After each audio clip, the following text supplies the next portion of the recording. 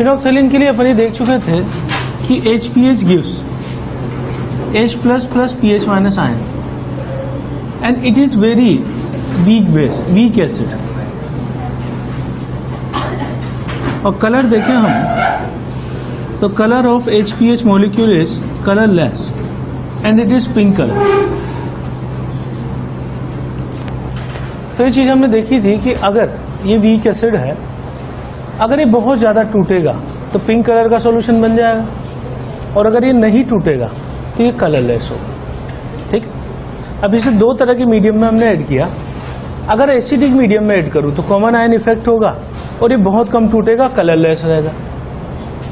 और अगर मैं बेसिक मीडियम में डालूं तो बेसिक मीडियम में H+ खत्म होंगे, रिएक्शन फॉरवर्ड जाएगी और बहुत ज्यादा संख्या में pH- आयन जनरेट होंगे और सॉल्यूशन बिकम्स पिंक। ठीक, ये हम देख चुके थे। अब इंडिकेटर के लिए हम जो है डेरिवेशन कर रहे हैं कि मान लीजिए इंडिकेटर एचाइन लिया मैंने, तो ये टूट के देगा H++ आयन माइनस। ठीक, मैं इसके लिए K लिखूं, K आयन का मतलब है K for indicator, equilibrium constant for indicator.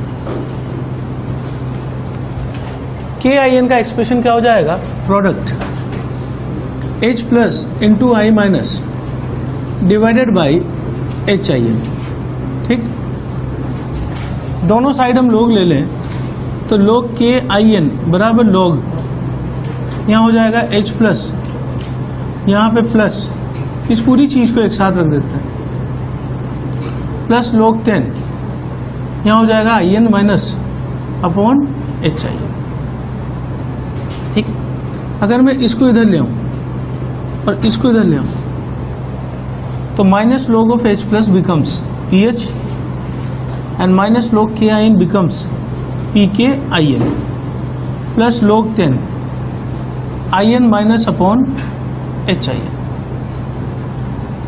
ठीक, अब इस फार्मूले में H आयन कहलाता है इसका अनआयोनाइज्ड पार्ट, अनआयोनाइज्ड पार्ट, और आयन माइनस कहलाता है इसका आयोनाइज्ड पार्ट। ठीक, तो ये पहला इंडिकेटर था अपना फिनोक्थेलिन, जो कि वीक एसिड था। अब ये किसके लिए सुटेबल है, हमने बोल दिया कि काम कब करता है, जब बेसिक मीडियम हो बहुत ज्यादा। तो it is suitable for strong base versus strong acid या strong base versus weak acid. यानी इसके लिए जो रिक्वायरमेंट है वो स्ट्रॉन्ग बेसिक मीडियम की रिक्वायरमेंट है, और उसका कारण क्या है कि स्ट्रॉन्ग बेसिक मीडियम होगा तो उससे क्या होगा कि जो H+ जो है वो तेजी से खत्म होंगे, और तेजी से खत्म होंगे। इंडिकेटर हमें ऐसा चाहिए जो तुरंत इंडिकेट करे, ऐसा नहीं कि धीरे धीरे इंडिकेट करे। ठीक, तो टाइट्रेशन का पता लगाने के लिए indicator should be very fast. तो इसके लिए हम इंडिकेटर कौन सा मीडियम कौन सा ले रहे हैं, स्ट्रॉन्ग बेसिक, ताकि ये तुरंत टूट के पिंक कलर शो करे। तो जो इसके लिए रिक्वायरमेंट है वो स्ट्रॉन्ग बेसिक रिक्वायरमेंट है। बगल में चाहे आप स्ट्रॉन्ग एसिड ले लो या वीक एसिड ले लो, ठीक है ना। तो इस तरह की टाइट्रेशन के लिए इंडिकेटर सुटेबल है। ठीक, दूसरा जो इंडिकेटर हम पढ़ रहे हैं बी, ये है मिथाइल ऑरेंज। मिथाइल ऑरेंज जो है इसको शॉर्ट में हम रिप्रेजेंट करते हैं MEOS। MEOS से हम इसलिए रिप्रेजेंट कर रहे हैं because it is a weak base. ठीक, अब मिथाइल ऑरेंज जब टूटता है तो MEOH गिव्स Me++ OH-। इसका कलर होता है येलो और इसका कलर होता है रेड। अब आप ये सोच लो कि अलग अलग फॉर्म में अलग अलग कलर है। अब यहीं से देख लेते हैं, अगर ये बेसिक मीडियम में पड़ा हुआ है तो कॉमन आयन इफेक्ट होगा, ठीक है, और ये बहुत कम टूटेगा। अगर ये बहुत कम टूटेगा तो किस कलर का सॉल्यूशन होगा, येलो कलर। और अगर मैं स्ट्रॉन्ग एसिडिक मीडियम में इसको ऐड कर दूं तो एसिडिक मीडियम में H+ इसको खत्म करेंगे, reaction goes into forward direction and solution becomes red colour. तो अलग अलग मीडियम में ये अलग अलग कलर शो करेगा, लेकिन कलर शो करने के लिए इसके पास मीडियम कौन सा होना चाहिए? Strong acidic. जैसे यहाँ पे कौन सा था? स्ट्रॉन्ग बेसिक, है ना। तो आगे देखते हैं इसके केस में। हम पहला केस ले रहे हैं कि Me++ OH- में फर्स्ट केस, ये बेसिक मीडियम में हमने रख दिया है। अब बेसिक मीडियम का मतलब है उसमें OH- पड़े हुए हैं और ये क्या शो करेंगे? It will show common ion effect. अब कॉमन आयन इफेक्ट होगा तो MeOH गिव्स Me++ OH-। अगर इनकी संख्या बढ़ गई तो reaction goes into backward direction, और इससे क्या होगा? इसका अल्फा जो है वो डिक्रीज कर जाएगा। एक तो पहले से ही वीक बेस है, ऊपर से इसका अल्फा और डिक्रीज कर गया, तो अल्टीमेटली क्या होगा कि concentration of MeOH will be greater than concentration of Me+। इसका मतलब डोमिनेटिंग यहाँ पे क्या होगा? येलो कलर, क्योंकि इसका कलर क्या होता है? ये। तो सॉल्यूशन किस कलर का दिखाई देगा? येलो कलर का, ठीक है ना। कौन से मीडियम में? Basic medium. अब दूसरा केस हम ले लें, it is in acidic medium. Acidic medium का मतलब है H+ ions are present. These H+ ion will react with OH- ions to form water H2O। अब अगर क्या होगा? तेजी से OH- अगर कम हुए, अगर OH- की कॉन्सेंट्रेशन तेजी से कम हुई तो reaction goes into forward direction, और फॉरवर्ड में जाएगी, और अगर ये बहुत ज्यादा टूट जाएगा तो concentration of MeOH will be less than concentration of Me+। और अगर ये चीज डोमिनेटिंग हो गई तो सॉल्यूशन का कलर क्या हो जाएगा? ठीक। तो एसिडिक मीडियम में किस कलर का होगा? रेड कलर का, और बेसिक मीडियम में किस कलर का होगा? Yellow colour. अब इसके लिए जो रिक्वायरमेंट है कलर शो करने के लिए वो है एसिडिक मीडियम। यानी कि ऐसा होगा कि इस केस में कौन से मीडियम में काम करता है? Acidic medium. तो इट इज सुइटेबल फॉर, कौन सी टाइट्रेशन के लिए सुइटेबल है? Strong acid versus strong base, या फिर ले लें strong acid versus weak base. इनमें से कोई भी लिया जा सकता है, ठीक। हर इंडिकेटर की एक रेंज होती है, पीएच रेंज, ठीक है, और मैं आगे समझाऊंगा डिटेल में। पर पीएच रेंज इसके लिए प्रैक्टिकल जो होती है, फिनोल्फ्थालीन के लिए तो होती है 8.3 से 10.5। ये वो रेंज है जिसमें कलर चेंज शो करता है। तो कलर चेंज शो करने के लिए इसको इस रेंज के बीच पीएच चाहिए, ठीक है। यानी कि कौन सा मीडियम चाहिए इसे? Basic medium. और मिथाइल ऑरेंज के लिए, MeOH के लिए पीएच रेंज लगभग 3.2 से 4.5 है। इसका मतलब इसे कौन सा मीडियम चाहिए? Acidic medium. तो methyl orange requires acidic medium to show colour change, and phenolphthalein requires acidic strong basic medium for showing colour change. समझिए बात। मिथाइल ऑरेंज के लिए अगर मैं डेरिवेशन करूं तो MeOH गिव्स Me+ OH-। तो इसके लिए pKin बराबर हो जाएगा Me+ into OH- divided by MeOH। और अगर हम दोनों साइड लोग ले लें तो लोग ये KIN, तो log KIN बराबर log OH- plus log 10 Me+ upon MeOH, ठीक। अगर मैं इसको इधर ले आऊं तो माइनस log ऑफ OH- क्या बन जाएगा? POH। और इसको इधर ले आऊं तो ये बन जाएगा pKin प्लस log 10, यहां से Me+ डिवाइडेड बाई क्या हो जाएगा? MeOH, ठीक। तो ये फार्मूला हो गया मिथाइल ऑरेंज के लिए। यानी कि वीक बेस अगर होगा इंडिकेटर तो उसके लिए फार्मूला फॉलो होगा। और वीक एसिडिक होगा तो फार्मूला होगा pH बराबर pKin plus log in minus upon HI। ठीक,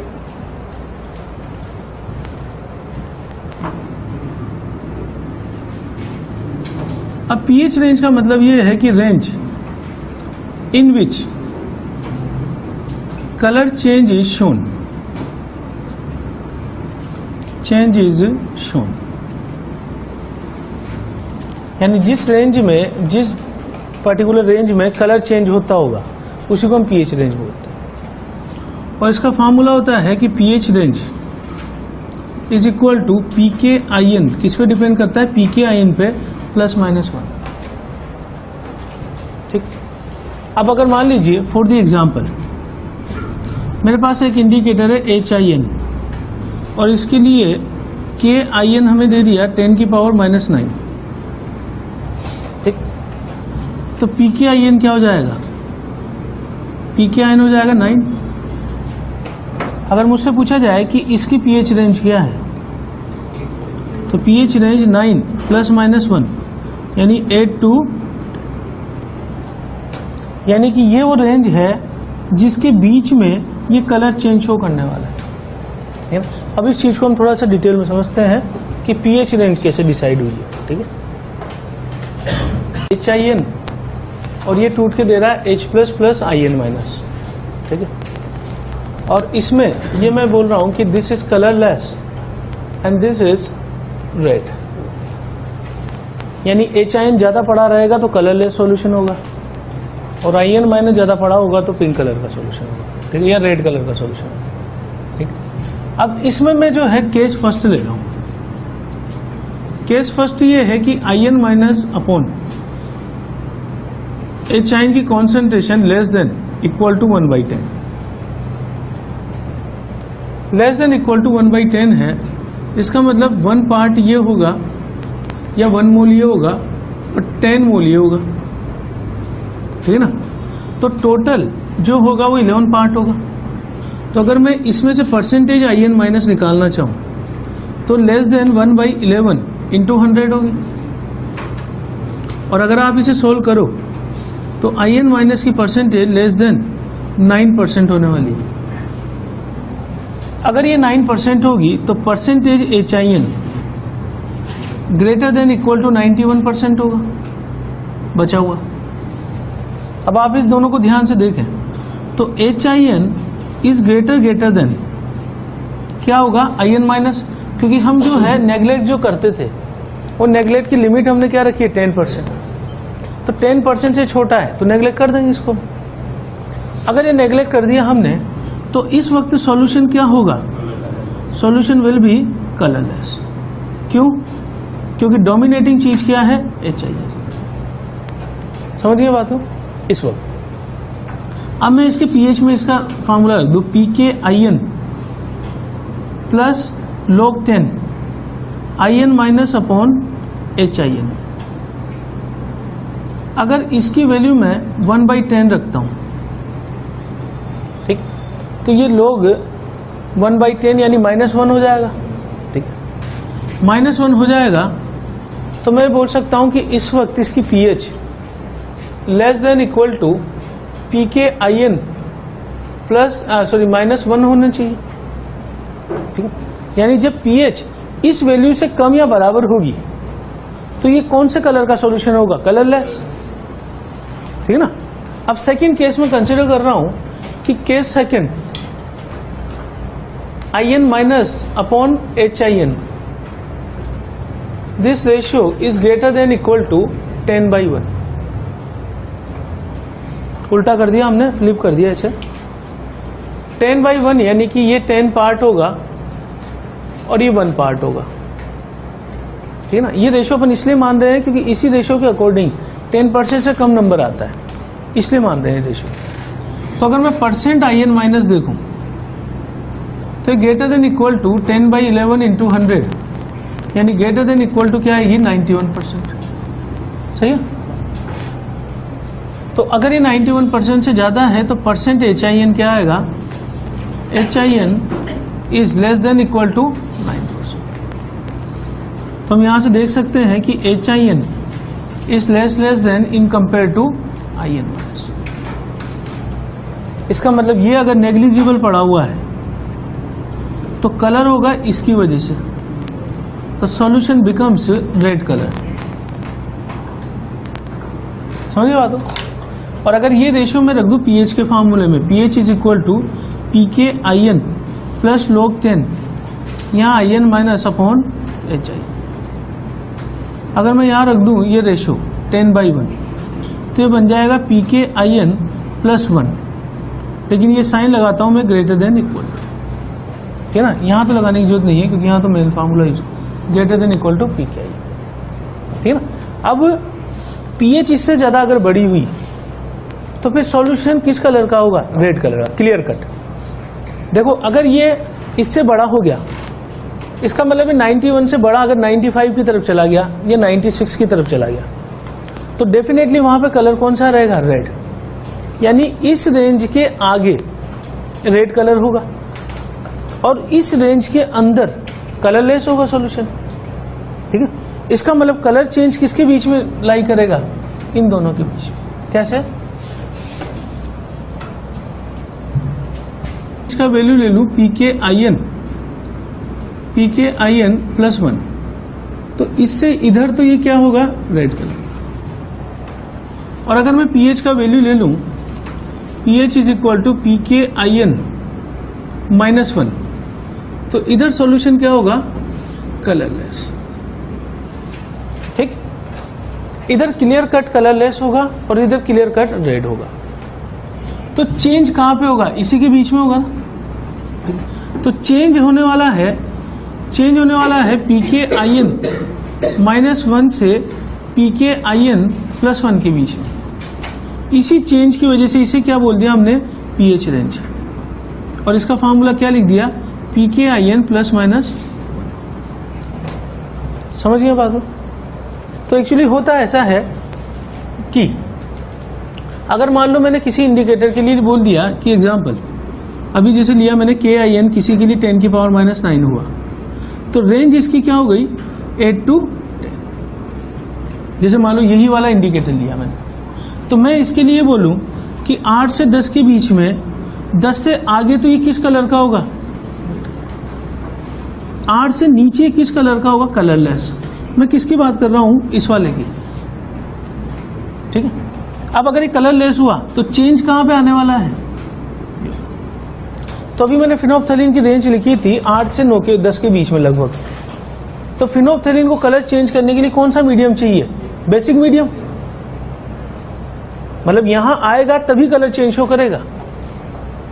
तो अगर हम जैसे मान लो सपोज करो फिनोप्थलीन को HCl में डाल देते हैं तो कलरलेस पड़ा रहेगा, और एक एक बूंद करके मैं NaOH डालूंगा तो पहले सॉल्यूशन न्यूट्रल होगा, ठीक है ना, तब भी कलर चेंज हो नहीं करेगा क्योंकि रेंज क्या है इसकी? 8 से 10 के बीच में फिनोप्थलीन की। फिर जैसे ही मैं 2-4 बूंद NaOH डालूंगा तुरंत सॉल्यूशन बेसिक हो जाएगा, और बेसिक होते ही कलर चेंज हो जाएगा, और वो एकदम से सडनली कलरलेस से किस कलर का हो जाएगा? पिंक कलर का। तो ये इंडिकेटर का प्रिंसिपल है और हम टाइट्रेशन को स्टॉप कर देंगे। समझिए बात हो। तो ये इंडिकेटर क्या काम करता है? ये यहां पे जो है कलर चेंज शो करेगा during end point, around end point, ठीक। अब देखिए एग्जांपल हम ले रहे हैं। In a solution concentration of CH3COOH and CH3COONA is 0.1 molar and 0.2 molar respectively.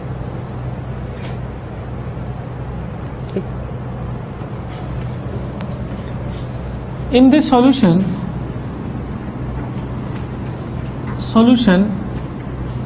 indicator HIN KIN is equal to 10 to the power minus 6 is added. हमसे पूछा है calculate percentage of ionize part ionized part of indicator in solution,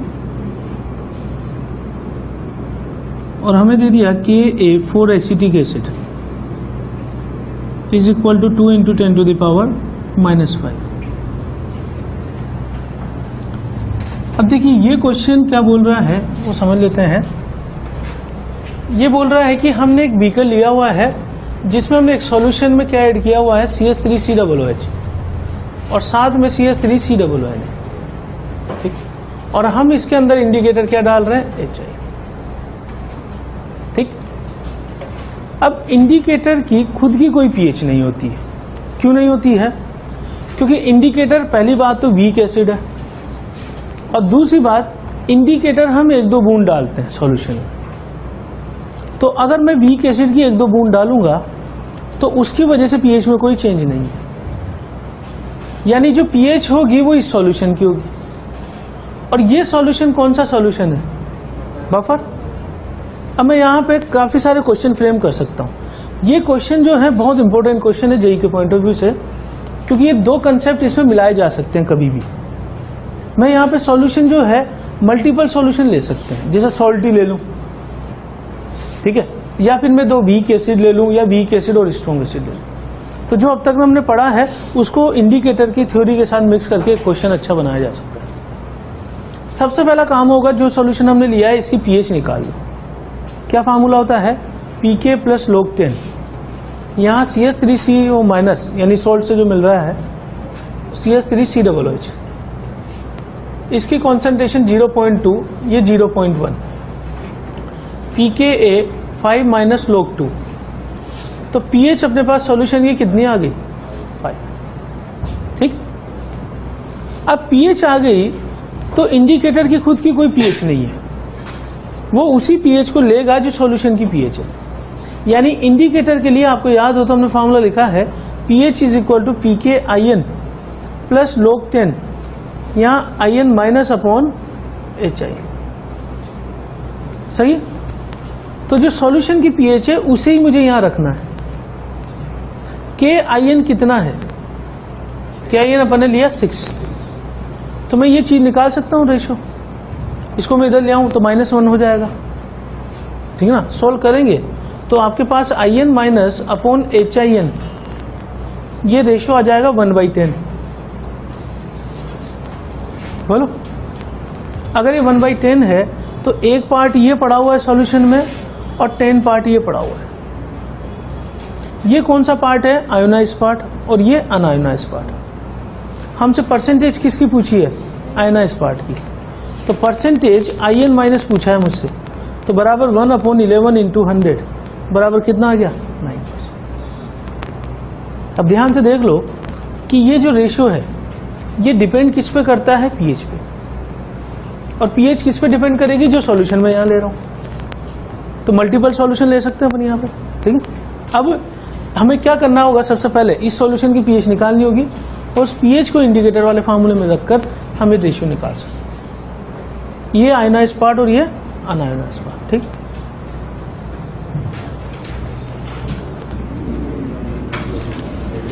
double titration हमने equivalent concept में पढ़ा था।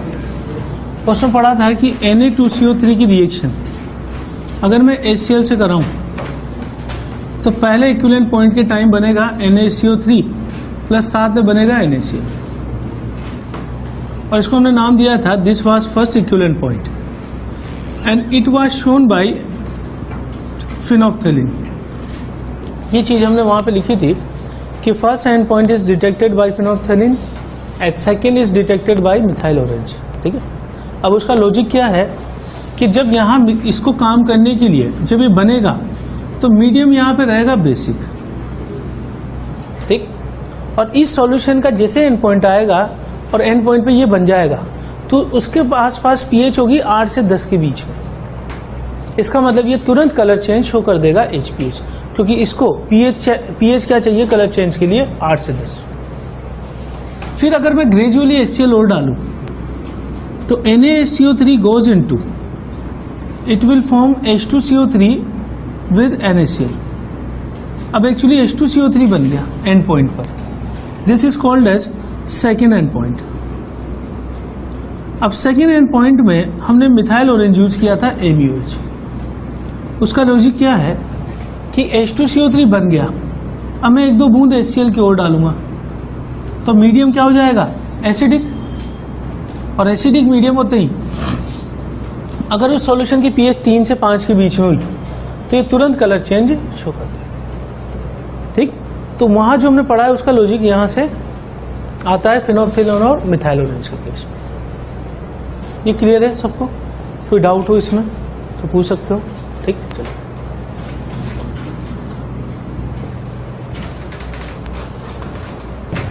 solubility of salt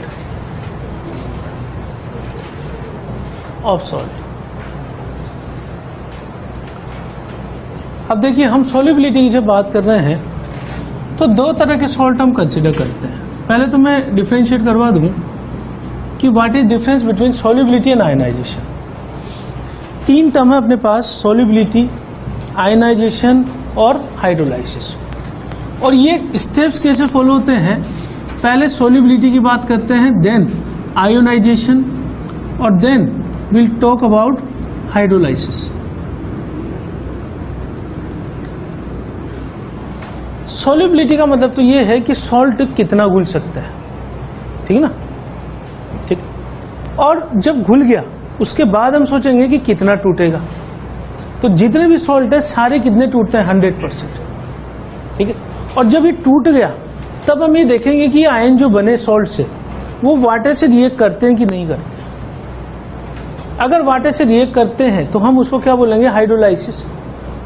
जैसे weak acid strong base, या weak acid weak base, या स्ट्रॉन्ग एसिड वीक बेस, ये सारे सॉल्ट जो है वाटर में हाइड्रोलाइसिस शो करते हैं। कौन सा शो नहीं करता है, NaCl, जैसे स्ट्रॉन्ग एसिड स्ट्रॉन्ग। ठीक, तो NaCl पानी में घुल जाता है, टूट जाता है, ठीक है ना, लेकिन हाइड्रोलाइसिस नहीं शो करता। CH3CONa घुल जाता है, टूट जाता है और हाइड्रोलाइसिस भी शो कर देता है। AgCl नहीं घुलता है, लेकिन इसका बहुत माइन्यूट सा अमाउंट घुल जाता है। तो जो माइन्यूट सा अमाउंट घुलेगा वो पूरा टूट जाएगा और उसके बाद हो सकता है हाइड्रोलाइसिस भी शो कर दे। तो ये तीनों चीजें अलग अलग हैं जो सॉल्ट के रेस्पेक्ट में हम बात करते हैं। ठीक, सॉल्ट हम 2 तरह का लेते हैं। ठीक है, एक सॉल्ट होता है हमारे पास सॉल्युबल सॉल्ट। सॉल्युबल सॉल्ट का मतलब जो आसानी से पानी में घुल जाए। तो केमिकल बॉन्डिंग में हम ये बोलते हैं कि जिसकी लेटिस एनर्जी हाइड्रेशन एनर्जी से कम होती है। ऐसे सॉल्ट जो है आसानी से पानी में घुल जाते हैं। जैसे एग्जांपल मैं बोलूं NaCl, तो NaCl को अगर हम पानी में घोल के देखें तो बड़े इजीली डिजोल्व हो जाता है। और जो सॉल्ट आसानी से डिजोल्व हो जाते हैं, ठीक, उसके केस में हम एरो सिर्फ सिंगल लगाते हैं। जैसे हमने एसिड के लिए बात की थी ना, स्ट्रॉन्ग एसिड जो था, तो स्ट्रॉन्ग एसिड के लिए हम एरो एक ही लगा रहे थे, 100% टूट जाता है। ठीक है, ऐसे ही इसके लिए हम एरो एक ही लगाएंगे। ठीक, अब अगर मैं दूसरा सॉल्ट बोलूं इनसॉल्युबल सॉल्ट, इनसॉल्युबल सॉल्ट हम उसको बोलते हैं जिसके लिए लेटिस एनर्जी हाइड्रेशन एनर्जी से ज्यादा होती है, यानी जो टूटता ही नहीं है। लेटिस एनर्जी ये मेजर है कि फोर्स अट्रैक्शन कितना है दोनों में। अगर अट्रैक्शन ज्यादा हुआ तो टूटेगा ही नहीं, और टूटेगा नहीं तो वो इनसॉल्युबल सॉल्ट हो जाएगा। जैसे एग्जांपल में बोलूं कि AgCl 1 लीटर में मैक्सिमम अराउंड 10⁻⁻5 मोल ही मैक्सिमम डिजोल्व होता है एट 25 डिग्री सेंटीग्रेड। अब आप इमेजिन कीजिए कि NaCl जब हम डालेंगे 1 लीटर में तो बहुत बड़े अमाउंट में डिजोल्व हो सकता है। ठीक है ना, 400 ग्राम या 500 ग्राम जितना वो, जब तक कि वो सॉल्यूशन बना रहे। ठीक है, तो इसका तो बहुत बड़ा अमाउंट डिजोल्व हो सकता है। लेकिन इसका AgCl का पानी में 0.0001 मोल ही डिजोल्व हो रहा है। ठीक, अब सपोज करो मैं पानी में AgCl का 1 मोल डालता हूं, क्या होगा? अगर 1 लीटर वाटर में मैं 1 मोल AgCl डाल दूं, क्या घुल जाएगा? उसका केवल इतना ही अमाउंट मोल में पानी में घुल पाएगा और रिमेनिंग अमाउंट ऐसे ही बचा रहेगा। किस फॉर्म में? सॉलिड फॉर्म में। तो जिस सॉल्ट का इतना सा अमाउंट डिसॉल्व हो रहा है उसको हम प्राइमरी लेवल पे क्या बोलेंगे? इनसॉल्युबल सॉल्ट, या फिर इसका दूसरा नाम है, this is also called as sparingly soluble salt. तो जो सॉल्ट एक नेग्लिजिबल अमाउंट में डिसॉल्व हो रहा है तो स्पेरिंगली सॉल्युबल सॉल्ट भी उसको हम बोल सकते हैं, या फिर क्या बोल सकते हैं? Insoluble salt. तो इनसॉल्युबल सॉल्ट का मतलब ये नहीं है कि पूरी तरीके से इनसॉल्युबल है। इनसॉल्युबल सॉल्ट का मतलब है कि बहुत नेग्लिजिबल अमाउंट उसका पानी में घुल रहा है। और ऐसे सॉल्ट के लिए जब हम रिएक्शन लिखेंगे तो हम लिखेंगे इक्विलिब्रियम से Ag plus plus Cl minus, ये सॉलिड, ये एक्वस। तो जो भी इनसॉल्युबल सॉल्ट या स्पेरिंगली सॉल्युबल सॉल्ट होंगे उनके साथ इक्विलिब्रियम का साइन आने वाला है, और नॉर्मल सॉल्ट के साथ सिंगल एरो। ठीक है, हम कौन सी चीज पढ़ने वाले हैं? ये वाली, ठीक है ना। इन्हीं के लिए हम किसकी बात करेंगे? Solubility of salt. ठीक, तो देखते हैं कैसे कि solubility is defined only at equilibrium, only at equilibrium. यानी कि हम नॉर्मल केसेस में सॉल्युबिलिटी की बात नहीं करेंगे। अगर इक्विलिब्रियम नहीं आया है तो हम सॉल्युबिलिटी की बात नहीं करेंगे। सॉल्युबिलिटी का मतलब ये नहीं है कि कितने मोल घुल रहा है नॉर्मल केसेस में। ऐसे तो मैं नमक को 10 ग्राम घोल दिया मैंने 1 लीटर में, तो मैं उस चीज को सॉल्युबिलिटी का नाम नहीं दूंगा। सॉल्युबिलिटी का नाम हम तभी देंगे जबकि वहां पर रिएक्शन में क्या होगा? इक्विलिब्रियम। अब सॉल्युबिलिटी जो है उसकी unit, solubility is represented in mole पर लीटर, मतलब वही यूनिट है जो कॉन्सेंट्रेशन की यूनिट है। ठीक है, और सॉल्युबिलिटी किसको बोलते हैं हम? Solubility is equal to number of moles of salt dissolve, salt या कोई भी कंपाउंड, ठीक है, जिसके बारे में बात करें, हाइड्रोक्साइड भी हो सकता है। ठीक है, तो number of moles of compound dissolve, compound dissolve per litre of solution, of solution. ठीक, तो 1 लीटर किसी भी सॉल्यूशन का ले लें, उसमें जितने मोल मैक्सिमम घोले जा सकते हैं, और कहां पर? At equilibrium. तो डेफिनेशन कहां पे लगा रहे हैं हम? केवल इक्विलिब्रियम। इक्विलिब्रियम पे जितने मोल घुले हुए रहेंगे किसी भी कंपाउंड के, सॉल्ट के या हाइड्रोक्साइड के, उसी नंबर ऑफ मोल को हम क्या बोल देंगे? सॉल्युबिलिटी। ठीक है ना। और इसका रिप्रेजेंटेशन शॉर्ट में हम क्या करते हैं? स्मॉल एस से। अब सॉल्युबिलिटी कैसे डिफाइन करते हैं? आगे एग्जाम्पल ले रहा हूं, जैसे AgCl मैंने लिया, तो AgCl जो है, सपोज इसकी सॉल्युबिलिटी मैंने मान ली, solubility is equal to small S, और इसकी यूनिट क्या हो गई? एस मोल पर लीटर। इसका मतलब क्या हुआ कि 1 लीटर में कितने मोल इसके घुल सकते हैं? एस मोल।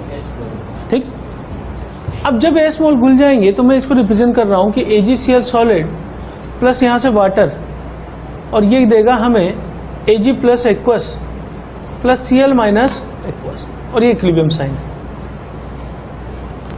अब हमने ये बोला कि इसके कितने मोल घुलते हैं? S मोल पर लीटर डिसॉल्व होते हैं। अब मैंने कितने मोल डाले इससे मतलब नहीं है। मान लीजिए मैंने जो है 1000 मोल डाली है, उसमें से कितने घुलेंगे? S मोल। जो घुल जाएगा वो सॉल्यूशन का पार्ट बन गया। ठीक है, इसका मतलब जो चीज घुल गई वो 100% टूटनी है सॉल्ट के लिए। ठीक है ना, क्योंकि सॉल्ट जो है स्ट्रॉन्ग इलेक्ट्रोलाइट में आता है, तो जितना घुल जाएगा उतना टूट जाएगा। तो ये अगर 1 है तो 1 ये मिलेंगे मुझे। तो S मोल के घुलने से ये कितना मिलेगा? S मोल पर लीटर, और ये भी कितना मिल जाएगा? S मोल पर लीटर। सही है। अब मैं क्या कर रहा हूं, इसके लिए K डिफाइन कर रहा हूं रिएक्शन के लिए, कि K is equal to Ag plus, solid को तो हटा दूं मैं, Ag plus into Cl minus. ये एक्वस नहीं है, मैंने दोनों। इसको हम क्या बोल रहे हैं? KSP। KSP का मतलब है solubility product of salt। ठीक, तो ये चीज क्या हो गई कि जो आयन ये दे रहा है उनका प्रोडक्ट हो गया एक तरह से, Ag plus into Cl minus. अगर मैं यहां रख दूं तो ये S और ये भी S, तो ये फार्मूला क्या हो गया S स्क्वायर। अब इस पे बेस क्वेश्चन करते हैं। जैसे एग्जांपल मुझे बोल दिया है कि KSP of AgCl is 10 to the power -10। ठीक, हमसे पूछा गया है कि व्हाट इज द सॉल्युबिलिटी।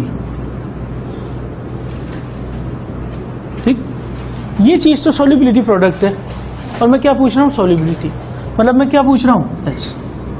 बताइए कितना आ जाएगा 10 टू द पावर -5 मोल पर लीटर आ जाएगा, क्योंकि ये चीज मैं बराबर किसके कर दूंगा।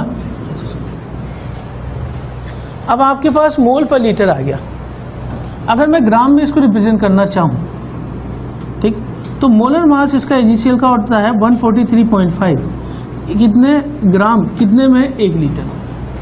मैं इसका आगे सोल्व करूं तो आ जाएगा 0.00143 ग्राम पर लीटर। अब आप इमेजिन कर सकते हो कि यहां पर जो अमाउंट घुलेगा AgCl का मैक्सिमम, इक्विलिब्रियम पे जो घुलेगा वो मैक्सिमम होगा। ठीक है ना, क्योंकि इक्विलिब्रियम पे हमें मानते हैं कि कॉन्सेंट्रेशन किसी भी कंपोनेंट की मैक्सिमम होती है, उससे ज्यादा हम घोल नहीं सकते, तो लिमिट है एकदम वो। ठीक है, तो सॉल्युबिलिटी अगर ये आ गई है तो 1 लीटर में हम AgCl कितना घोल सकते हैं 0.00143 ग्राम, यानी कि लगभग 1 मिलीग्राम। अब आप इमेजिन कीजिए कि NaCl को अगर मैं पानी में घोलता हूं 1 लीटर में तो बहुत बड़े अमाउंट में घुल जाएगा। ठीक है ना, मान लीजिए मैंने 500 ग्राम डिसोल्व करवा दिया, लेकिन अगर मैं उसके बदले AgCl डालूं तो AgCl का सिर्फ, अगर मान लो मैं 100 ग्राम AgCl डाल दूं 1 लीटर में, तो वो 100 ग्राम ऐसा का ऐसा ही पड़ा रहेगा, उसका केवल 0.001 ग्राम ही पानी में घुल पाएगा, और जो घुलेगा वो टूट के क्या दे देगा, समझ गए बात को। तो ऐसे ही सॉल्ट को हम क्या बोल रहे हैं, इनसॉल्युबल सॉल्ट या स्पायरिंगली सॉल्युबल सॉल्ट। एक ही बात बोल रहे हैं, मतलब जो नेग्लिजिबल अमाउंट में घुल सकता हो वो भी एक तरह से इनसॉल्युबल ही माना जाएगा। अगर प्राइमरी लेवल पे आप 1000 या 100 ग्राम डिसोल्व करवाने की कोशिश कर रहे हो और उसका इतना सही घुलेगा, तो ये तो ऐसा कैसे ही पड़ा हुआ है ना, है ना, तो that is called as insoluble salt. अगर सॉल्ट AP BQ ले लिया जाए तो इसका KSP का एक्सप्रेशन क्या होगा। ठीक, तो इसका एक्सप्रेशन कैसे होगा कि AP BQ को मैं तोड़कर आयंस लिखता हूं A और B, आगे क्या कोफिशिएंट आ जाएगा P, क्योंकि A के साथ क्या लगा हुआ है P, और यहां क्या आ जाएगा।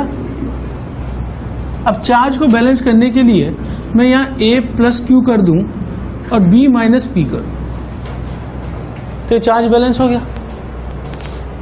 बोलो, Al2SO4 जब तोड़ते हैं अपन तो चार्ज को क्रॉस मल्टीप्लाई कर देते हैं। इसका मतलब 1 मोल से कितना मिलेगा P और ये कितना मिलेगा। तो अगर इसकी सॉल्युबिलिटी S हुई तो ये कितना मिलेगा PS, और ये क्या मिलने वाला है 2S। सही है। अब इसमें जब मैं KSP लिखूं तो KSP is the product of ions, यानी मैं यहां लिखूंगा A plus Q, stoichiometric coefficient आ जाएगा पावर में, ये आ जाएगा यहां से S B माइनस P, और स्टोइकोमेट्रिक कोएफिशिएंट पावर में आ जाएगा Q। इसकी जगह मैं क्या लिख दूं, this is PS power P और this is QS power Q। Solve होके P की पावर P इंटू Q की power Q, solubility P plus Q। ये जनरलाइज करके हम याद रखेंगे, ये जेई में पूछा हुआ है ऐसा कैसा। तो अब KSP का एक्सप्रेशन लिखने के लिए मुझे ध्यान देना पड़ेगा इस एक्सप्रेशन पर। जैसे एग्जांपल, अगर मान लो AgCl हुआ तो दोनों आयन किस रेशियो में, 1:1 रेशियो में, तो मैं इसका KSP क्या लिख दूं, 1 की पावर 1, 1 की पावर 1 S 1 प्लस 1। अगर मान लो मेरे पास सॉल्ट है CaF2, तो किस रेशियो में है, 1:2, तो मैं KSP क्या लिख दूं इसका, 1 की पावर 1, 2 की पावर 2, सॉल्युबिलिटी 1 प्लस 2। कितना आ गया 4s3। और अगर हमारे पास हुआ Ag3PO4 तो किस रेशियो में है? 3:1 रेशियो में। 3 तो Ag प्लस मिलेंगे, एक फॉस्फेट आयन मिलेगा। तो इसका Ksp क्या हो जाएगा?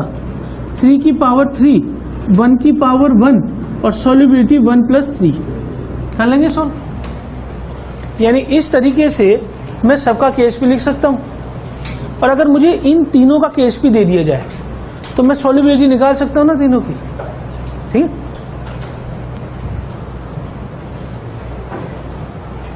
कंपेयर सॉल्युबिलिटी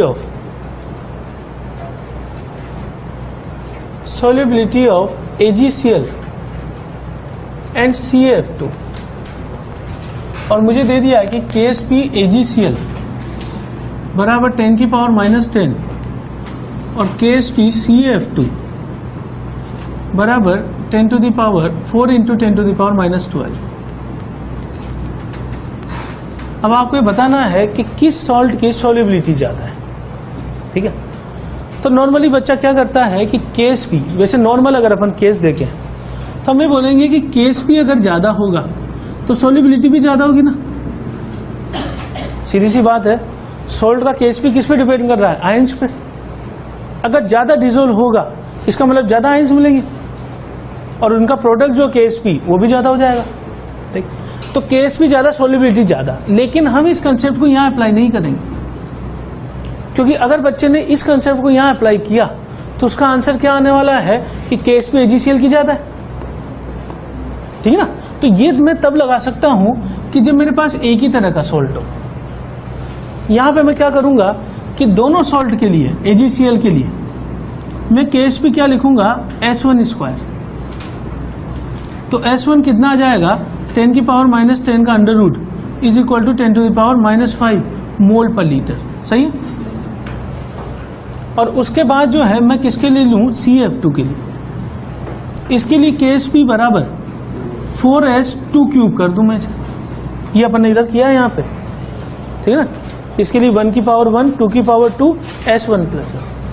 अब Ksp इसका कितना दिया है? 4 इंटू 10 टू द पावर -12 बराबर 4s2³। तो S2 की वैल्यू आ गई, यहां से कैंसिल आउट करके 10 की पावर -4 मोल पर लीटर। अब आप ये देख सकते हो कि S2 ग्रेटर देन क्या आ रहा है? यानी solubility of CaF2 is greater then AgCl। समझिए बात। तो अगर एक ही तरह के सोल्ट दे दिए हो 1:1 वाले, तब तो मैं ये कंसेप्ट लगा के सीधा बोल दूं कि जिसका Ksp ज्यादा होगा उसकी सॉल्युबिलिटी ज्यादा होगी। लेकिन अलग तरह के सोल्ट दिए हुए हैं तो फिर वो न्यूमेरिकल बनेगा और फिर हम सोल्व करके यहां से जो हमने सीखा है इससे हम सॉल्युबिलिटी निकाल के कंपेयर करेंगे। डायरेक्ट देखकर नहीं बताएंगे, ये तरीका होगा। ठीक, कॉमन आयन और सॉल्युबिलिटी हमें याद रखेंगे कि if common ion is added solubility decreases। अब देखिए ऐसा होगा, ये चीज जो है कैसे अपन डिराइव कर सकते हैं? Common ion is added, solubility decreases। मैं एग्जांपल ले रहा हूं AgCl का, और AgCl के सॉल्यूशन में मैं Cl- डाल दूं, या फिर मैं AgCl के सॉल्यूशन में Ag+ डाल दूं। तो इससे मिलने वाले जो भी आयन हैं अगर मैं उनको मिलाऊंगा तो ये आपस में इसके क्या कहलाएंगे? These are common ion. और कॉमन आयन का इफेक्ट हम क्या बोल रहे हैं कि if it is added solubility decreases. ये कैसे समझ सकते हैं? जैसे मैं केस फर्स्ट लूं, मैंने AgCl में AgNO3 डाल दिया, या फिर मैं क्या बोलूं कि मैंने Ag+ डाल दिया, क्योंकि AgNO3 टूट के क्या देगा? Ag+। मतलब अल्टीमेटली हमें ये मतलब है कि AgCl टूटकर हमें दो तरह के आयन दे रहा है, Ag+ और Cl-। मैं इनमें से किसी एक आयन को ऐड कर दूं, ठीक है ना, या तो Ag+ या Cl-। सपोज मैंने Ag+ ऐड कर दिया है तो Ag+ की कॉन्सेंट्रेशन बढ़ेगी, इक्विलिब्रियम प्रोडक्ट बनने पे किधर शिफ्ट होगा? बैकवर्ड।